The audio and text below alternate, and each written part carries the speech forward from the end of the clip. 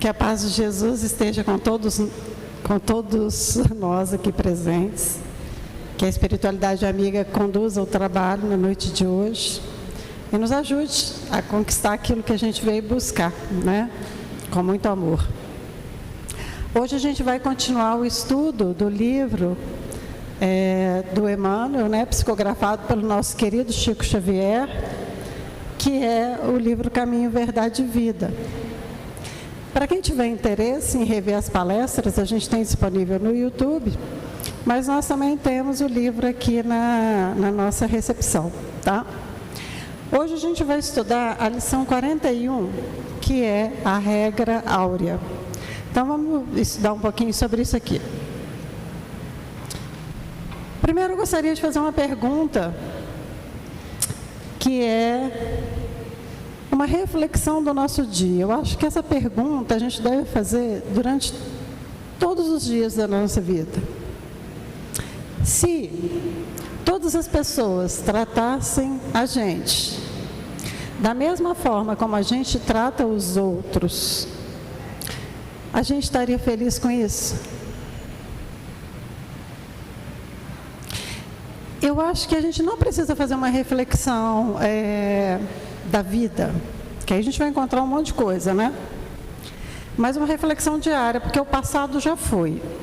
O presente não existe. Então a reflexão que nos cabe é a reflexão do dia.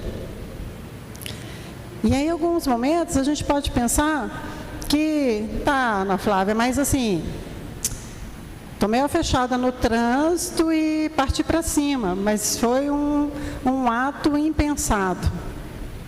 O que nos traz no processo evolutivo é exatamente controlar esses atos impensados. A gente passar a ter o controle de nós mesmos. A gente não pode deixar que o outro faça da gente o que ele quiser. Porque se a gente agir de acordo com o que o outro faz com a gente, eu passo a ser um joguete na vida, inclusive de espíritos que não querem muito bem. Ao passo que eu tenho consciência de quem eu sou, eu começo a controlar melhor esses sentimentos. É fácil? Óbvio que não. Né? Não é fácil, mas é possível. E qual que é a regra áurea que Emmanuel traz para a gente hoje? A regra áurea é: amarás o teu próximo como a ti mesmo. Mateus capítulo 22, versículo 39. Bom, Jesus, quando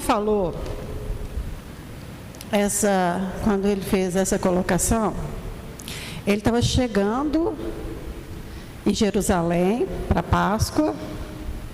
Ele estava muito cansado, porque ele resolveu fazer o caminho do deserto, passando por Samaria. Ele não foi recebido na casa dos samaritanos, porque judeus e samaritanos não se davam muito bem. Houve um momento em que João, quando vai na frente, tentando buscar ali um abrigo, um conforto, um alimento, né? E eles não conseguem, ele volta para Jesus e fala assim: Jesus, a sua oração tem muito poder. Manda cair um raio na casa de cada um daqueles que negou abrigo para a gente e queima todos eles.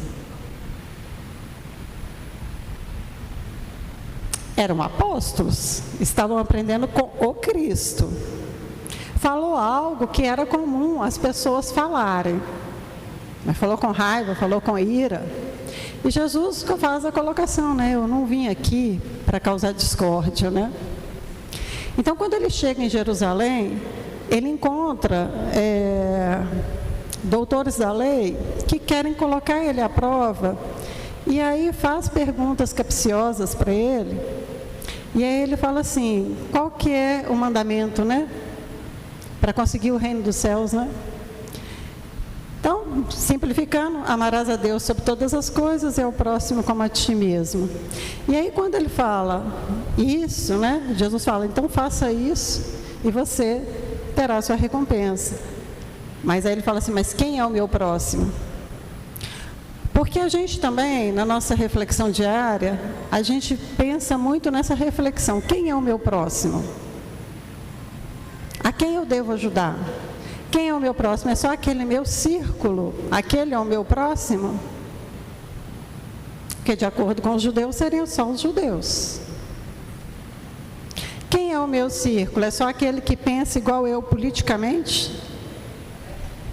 Eu vou separar um partido e outro? Presta, não presta? Eu sou atleticana, para a tristeza de alguns. Mas meu filho e meu marido são cruzeirenses. Eu falaria, nenhum cruzeirense presta, sendo atleticana? Então, a gente tem que pensar assim, quem é o meu próximo? Não pode ser só pessoas que pensam igual a mim, né? O nosso próximo, ele é muito maior do que isso. E essa frase, ela tem um sentido também muito complicado da gente avaliar, porque Jesus fala ali, ó, como a ti mesmo. Eu preciso amar como eu me amo. Gente, isso daqui é uma pancada para nós, né? Nós vamos conversar um pouquinho mais sobre isso. Mas essa regra áurea, ele não começou com Jesus. Não foi essa colocação de Jesus a primeira vez. Porque Jesus fala, como que diz, né, a lei? E o doutor da lei, e o senhor lá da lei, né, os doutores da lei falam, amarás a Deus sobre todas as coisas e ao próximo como a ti mesmo. Mas isso não surgiu na época de Jesus. Emmanuel traz para nós que os gregos já falavam isso, não façais ao próximo que não desejais receber dele. Os persas já falavam, fazei como quereis que se vos faça. Os chineses já diziam, o que não desejais para vós, não façais a outrem. Os egípcios diziam, deixai passar aquele que fez aos outros o que desejava para si. Os hebreus diziam, o que não quiserdes para vós, não desejeis para o próximo. E os próprios romanos já diziam, a lei gravada nos corações humanos é amar os membros da sociedade como a si mesmo. Então, é uma lei que vem milenar e antes de Jesus. Muitos vieram para poder falar sobre isso, mas com uma diferença. Jesus não falou, Jesus exemplificou, Jesus viveu o Evangelho, né? Então Jesus, ele traz a teoria, ele vive essa teoria. Não basta, de repente, a gente falar isso, amar a Deus como todas as, como, né, acima de qualquer coisa, e o próximo como a mim mesma, se eu não viver o Evangelho dentro de mim. Eu posso concordar, viver é outros 500. Eu posso viver isso em alguns momentos e em outros dias não viver. Mas eu sei que eu posso tomar uma decisão de viver conforme o mestre. Porque se a gente tem um mestre, a gente não segue o nosso mestre, e o nosso mestre é Jesus. Então, eu posso ter os meus altos e baixos ao longo da minha caminhada, mas eu tenho que saber que o modelo e o guia é Ele, né?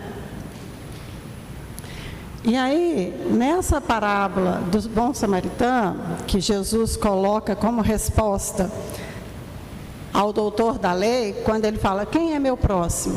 Jesus responde por parábola. E essa parábola, ela diz o seguinte, e aí vamos avaliar quem que a gente é nessa história, tá? Descia de Jerusalém a Jericó. Então vamos pegar só essa frase aqui, descia de Jerusalém a Jericó. Se eu estou falando aqui, eu não, né, Jesus falando, que está descendo de Jerusalém para Jericó, ele está dizendo para nós que aonde eles adoravam Deus, onde eles acreditavam ser a casa de Deus, era Jerusalém. Se ele está descendo a Jericó, ele está baixando o padrão vibratório dele. E se ele está baixando o padrão vibratório dele, ele está sujeito ao caminho. E nesse caminho, ele encontra os assaltantes.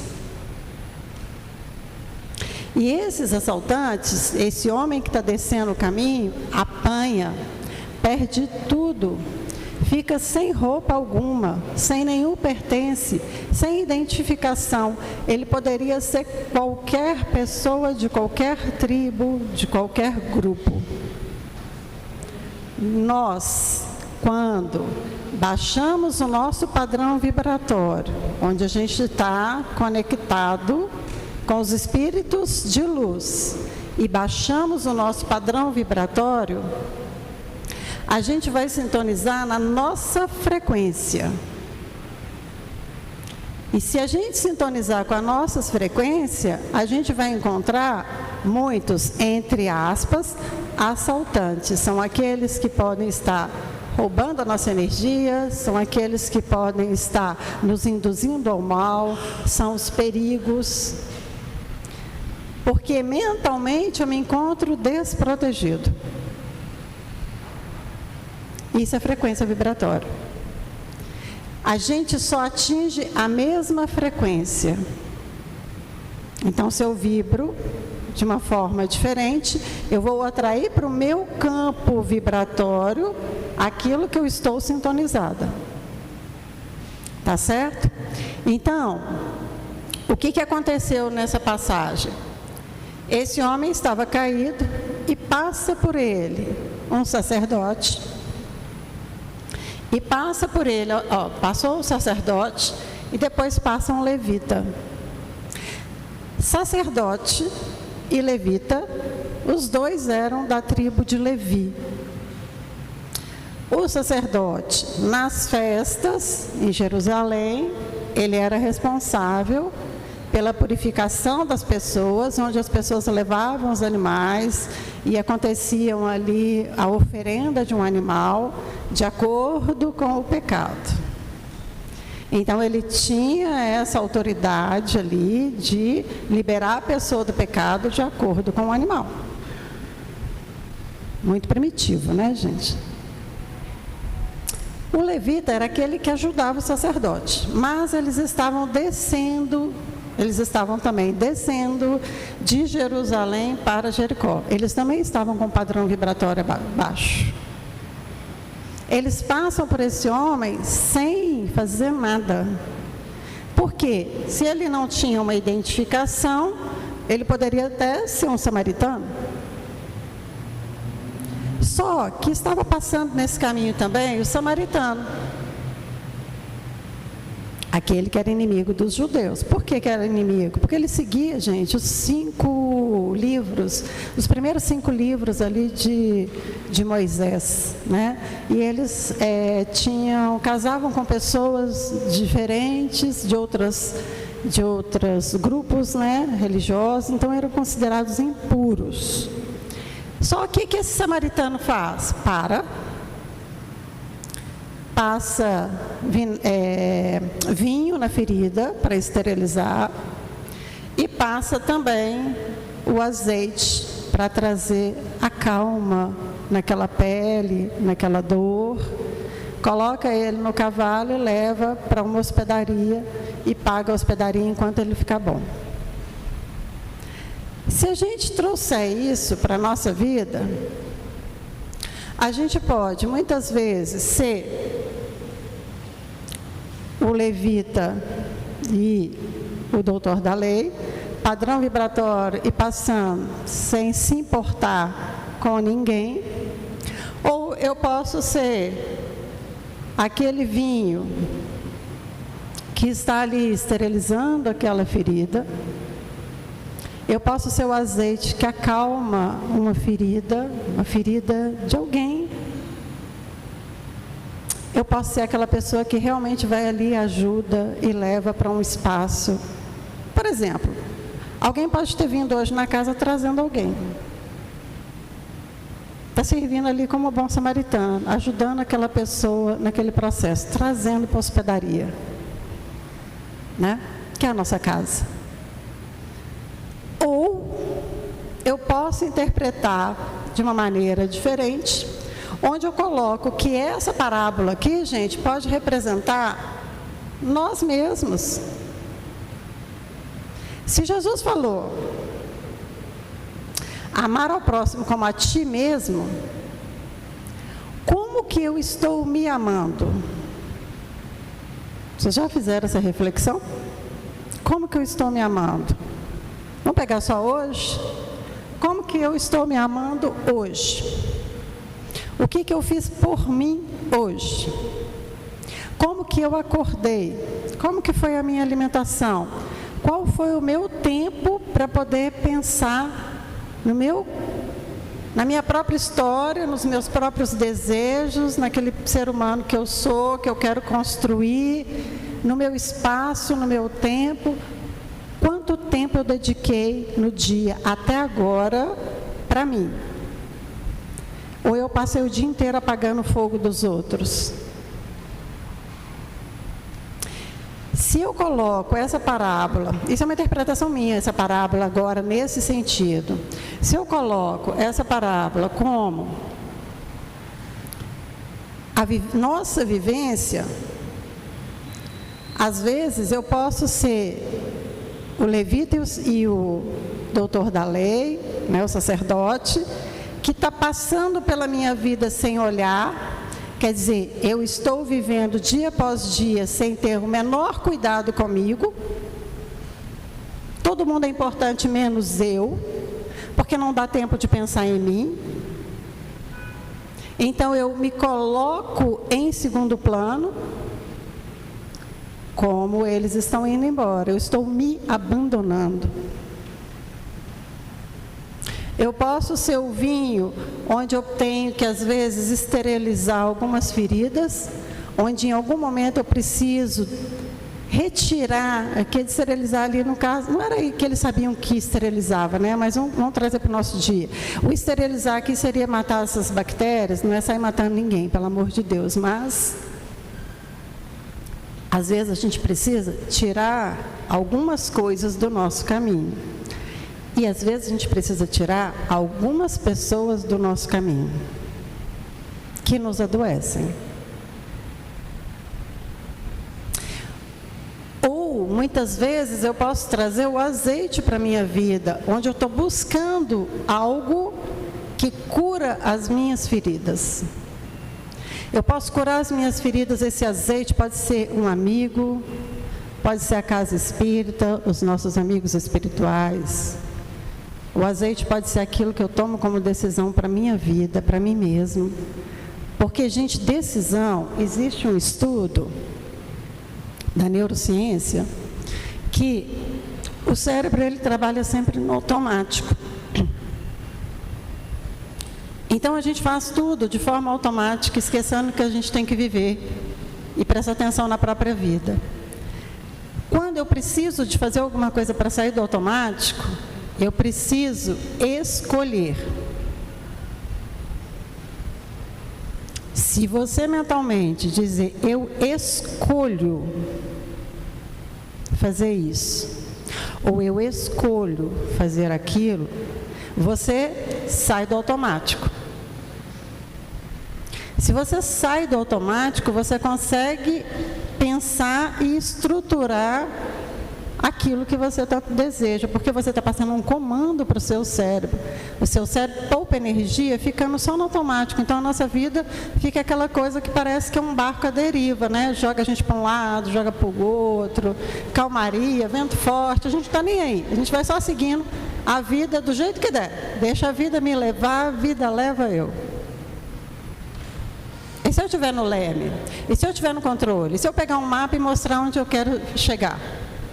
E se eu decidir aonde eu quero chegar? Aí às vezes a pessoa fala assim, mas tem um monte de coisa, eu gostaria, mas tem um monte de coisa que trava a minha vida, que não dá. Não dá agora, mas dá para fazer um planejamento. Ou pelo menos estruturar de forma que você seja uma pessoa feliz. Né? Ninguém vem aqui para sofrer, não. A gente vem aqui para pagar os nossos débitos, criando novas oportunidades para o nosso espírito fazer aquilo que é o melhor. Não significa que você está aqui para sofrer. né? Então, gente, amar não é só uma simpatia, né? Amar é uma decisão. Eu tomo uma decisão. Então, se eu precisar me amar, é uma decisão também que eu estou tomando. É amor próprio, é importante. E amar o outro também, porque é muito fácil a gente amar quem nos ama, mas quem nos fere é mais difícil. Dentro de casa, no trabalho, nas redes sociais, na convivência é difícil, às vezes é difícil de amar. Mas amar, gente, ele vai muito também no respeitar. Tem pessoas que não dá para você poder ficar abraçado, beijando, né, meu amor, vem cá. Mas é o respeito. A distância necessária, o limite que precisa ser estabelecido, o não que precisa ser falado. Que às vezes fala assim, sim, depois fica sofrendo. Né? Às vezes fala sim e depois fica todo endividado. Porque o outro quer. Né? Então a gente tem que pensar tanto no sim quanto no não. E aí tem uma frase máxima também do Espiritismo, que é: fora da caridade não há salvação.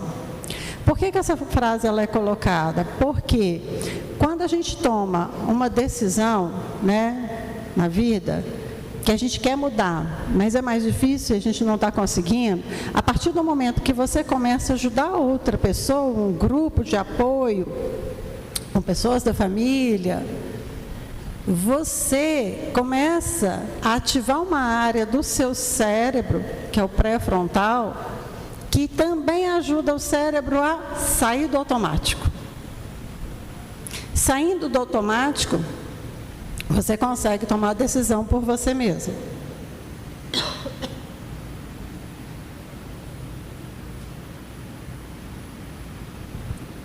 Então, muitas vezes a gente acha que caridade é só a gente fazer doação, né? Doação para o pessoal da chuva, caridade é até com a gente também, tá? Então, a gente tem que pensar se a gente realmente se ama e se a gente às vezes é duro com os outros e com a gente mesmo, que às vezes a gente tem uma régua muito severa com a gente mesmo e com o outro. Às vezes a gente é até tolerante com o erro dos outros, mas a gente não pode errar. Se a gente errar, ai, ai, ai, eu fico ali semanas sofrendo porque eu errei. A gente tem que seguir Paulo de Tarso, né? Paulo de Tarso errou pra caramba, a gente perseguiu um monte de gente, matou um monte de gente. Quando ele decidiu mudar, ele foi lá e falou assim: vou mudar e ponto. O que foi, foi. O que é passado, é passado, é daqui para frente. Eu não posso ficar sofrendo com o passado. Não é fácil, gente, mas estou falando que é possível. Então, a regra áurea, ela precisa o quê? De equilíbrio, né? Basicamente é equilíbrio. Quem não se perdoa, tem dificuldade de perdoar. Quem não se aceita, julga mais os outros. E antes de agir, a gente tem que perguntar: se fosse comigo, eu gostaria de receber isso? Será que eu gostaria? Então, a gente tem que pensar que essa regra áurea, ela é um convite para a gente acender a nossa luz e para a gente curar as nossas feridas. Quando a gente faz isso, é muito mais fácil os amigos espirituais nos ajudar. Porque a gente está na ação. A gente não está mendigando para os guias espirituais. A gente está agindo com eles. Uma coisa é a gente pedir e esperar que caia do céu. Outra coisa é falar assim: céu, permita que eu realize o que eu preciso realizar. É sintonia com o universo, é sintonia com o Pai. Então, como sempre, eu deixo vocês nos braços de Jesus, na noite de hoje, e pedindo muito que Ele abençoe cada um dos pedidos que aqui estão, na mesa, e que vocês vibrem positivamente pelos pedidos que vocês fizeram, e vibrem muito por vocês. Que a paz de Jesus esteja com todos.